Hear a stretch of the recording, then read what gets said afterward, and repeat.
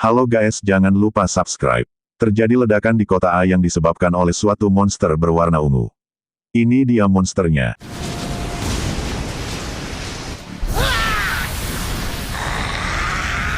Saat ini ada dua orang yang menuju ke tempat monster tersebut, yakni Inazuma Max dan Smileman.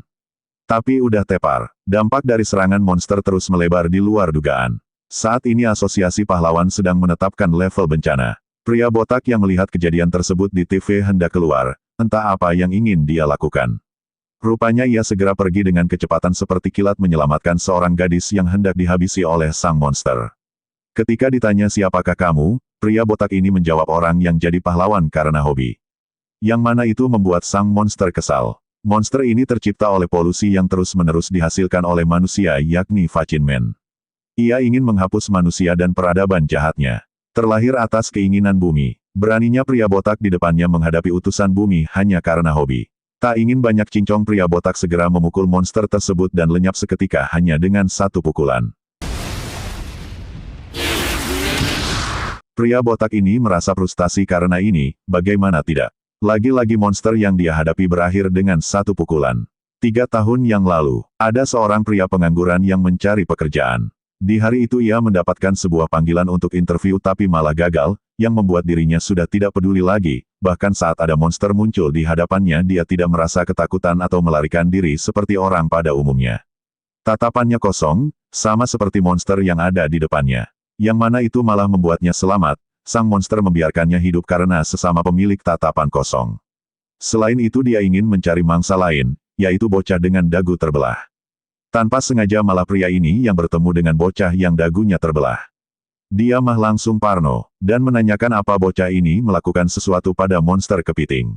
Ceritanya gini, saat sang monster sedang tidur di taman. Bocah ini iseng ngegambar sesuatu di dada sang monster dengan spidol permanen. Sampai saat ini nih bocah sepertinya belum sadar dengan apa yang dia lakukan itu membahayakan hidupnya. Meski demikian ini mah tidak ada hubungannya dengan pria ini, jadinya dia mah bodoh amat dan pergi gitu aja. Ngomongnya sih gak peduli, tapi dia malah nyelamatin itu bocah saat monster tersebut menyerang, kemudian meminta bocah itu segera lari. Tapi bocah itu malah lebih peduli sama bolanya yang kini sudah meletus. Inilah gambar dari si bocah yang ngebuat monster ini marah. Monster itu ngancam si pria jika tidak pergi akan mencabiknya hingga tak bisa mencari pekerjaan lagi. Bukannya takut, pria ini malah tertawa, karena dia ingat sang monster mirip karakter jahat di kartun yang dia tonton dulu. Alhasil dia pun kena bogem. Tapi masih sanggup berdiri dan tidak membiarkan monster kepiting membunuh tuh bocah. Sejak kecil pria ini memang kepengen banget jadi pahlawan, bukan karyawan. Ditambah dia ingin jadi pahlawan yang bisa mengalahkan penjahat dengan satu pukulan. Meski diserang berkali-kali dia tetap bangkit lagi, hingga akhirnya dia bisa mengalahkan sang monster dengan dasi yang dia pakai.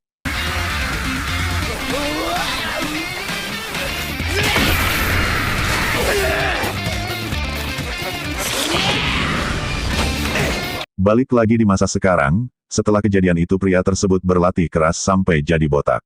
Memiliki kekuatan tak terkalahkan, dan menjadi pahlawan yang ia idamkan. Entah mengapa dia merasa ada yang keliru.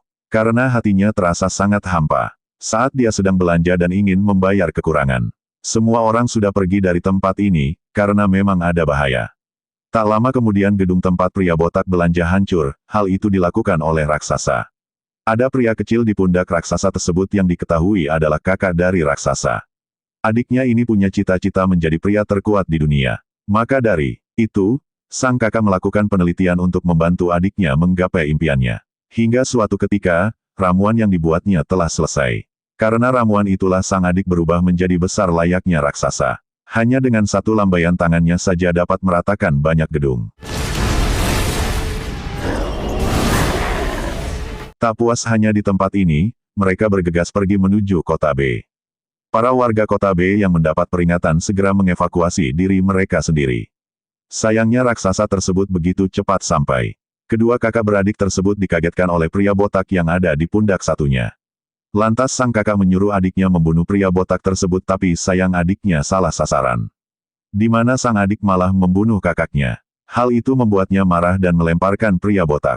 Tak cukup sampai di situ, dia memukul tepat ke arah pria botak secara membabi buta hingga tercipta lubang yang dalam. Pria botak yang rupanya masih sehat walafiat melompat dan memukul raksasa ini sampai tumbang.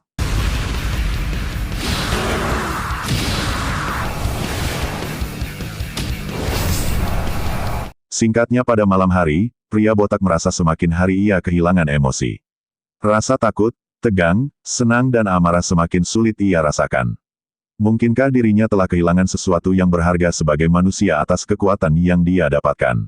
Dulu, saat dia bertarung ia dapat merasakan berbagai emosi, rasa takut, gelisah, amarah. Tapi sekarang semuanya berakhir dalam satu pukulan. Setiap harinya pulang tanpa terluka dan membersihkan sarung tangan. Saat bertarung dengan monster di luar sana ia tidak pernah merasa bersungguh-sungguh. Hanya saja dia menjadi pahlawan karena hobi. Selama dia bisa puas itu pun sudah cukup.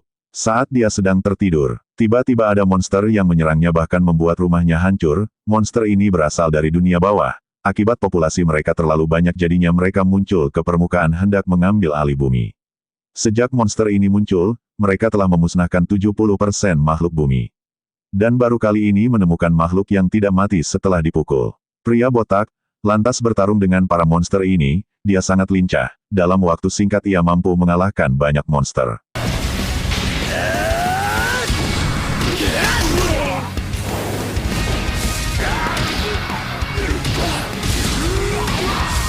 Namun semua berubah ketika muncul monster yang lebih besar melakukan serangan tiba-tiba.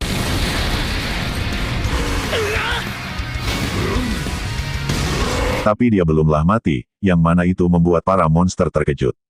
Dengan segera mereka mengeroyok pria botak. Pertarungan pun kembali terjadi, pada saat ini pria botak kembali dapat merasakan bagaimana rasa kegembiraan dalam pertarungan.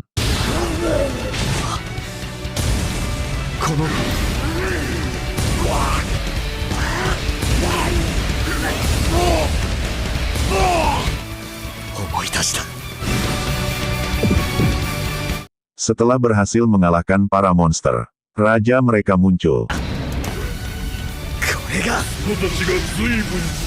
Lalu tiba-tiba terdengar alarm berbunyi. Yaelah, apakah tadi cuma mimpi? Setelah terbangun, pria botak ini mendengar suara dari monster yang berasal dari dunia bawah.